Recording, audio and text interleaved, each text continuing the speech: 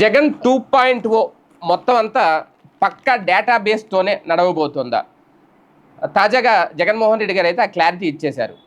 ఈ యాప్ ఏదైతే తీసుకురాబోతున్నారో ఈ యాప్ ద్వారా కంప్లీట్గా డేటాబేస్ను మొత్తం సిద్ధం చేసుకొని, ఈ 4 ఏళ్ల సమయం ఉంది కాబట్టి, ప్రతిపక్షంలో ఉంటారు కాబట్టి, రేపొద్దున మళ్ళీ అధికారంలోకి వస్తే ఆ డేటాబేస్ ద్వారానే ముందుకు వెళ్ళబోతున్నాం అనేది ముందుగానే వైసీపీ లీగల్ సెల్ ప్రతినిధులను కూడా ప్రిపేర్ చేస్తున్నారు. తాజాగా లీగల్ సెల్ ప్రతినిధులతో మాట్లాడిన మాటల్లో ఇవైతే కీలకంగా చెప్పారు.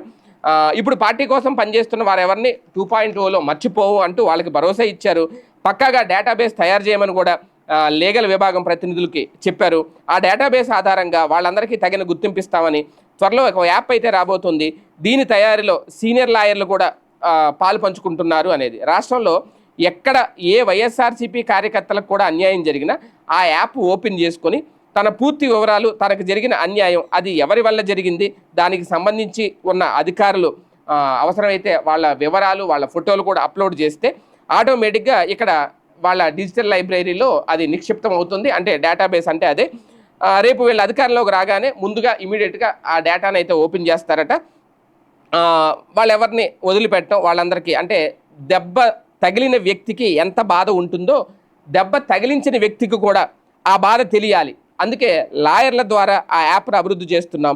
ఈ పరిస్థితుల్లో న్యాయవాదుల పాత్ర చాలా ముఖ్యం.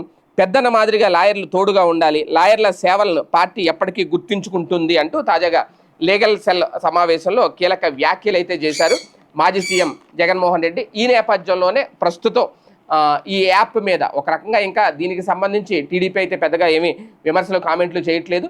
కాకపోతే అంత టార్గెట్ అంతా ఇక్కడ అధికారులుగానే ఉంది కాబట్టి నిజంగా జగన్ 2.0 వస్తే మా పరిస్థితి ఇలా ఉంటుంది అని అధికారులు ప్రిపేర్డ్గా ఉండాలా, ఎప్పటి నుంచే జాగ్రత్త పడేందుకు ఒక వార్నింగ్ ఏమన్నా ఇస్తున్నారా? ఇదొక యాప్ పేరుతో ట్రాప్ రాజకీయం.